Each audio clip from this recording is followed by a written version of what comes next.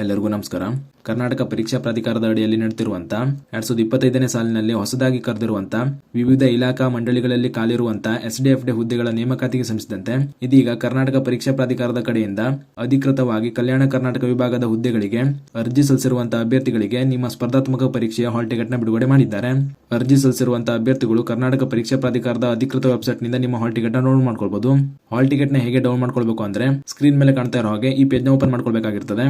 ಈ ಪೇಜ್ ನ direct open ಮಾಡ್ಲಿಕ್ಕೆ ಲಿಂಕ್ ನ ಡಿಸ್ಕ್ರಿಪ್ಷನ್ ನಲ್ಲಿ ಕೊಟ್ಟಿರ್ತೀನಿ, ನೋಡ್ಕೊಳ್ಳಿ. ಲಿಂಕ್ ಮೇಲೆ ಕ್ಲಿಕ್ ಮಾಡಿದ್ಮೇಲೆ ಈ ಪೇಜ್ ನ ಡೈರೆಕ್ಟ್ ಆಗಿ ಓಪನ್ ಮಾಡ್ಕೊಳ್ಬಹುದು.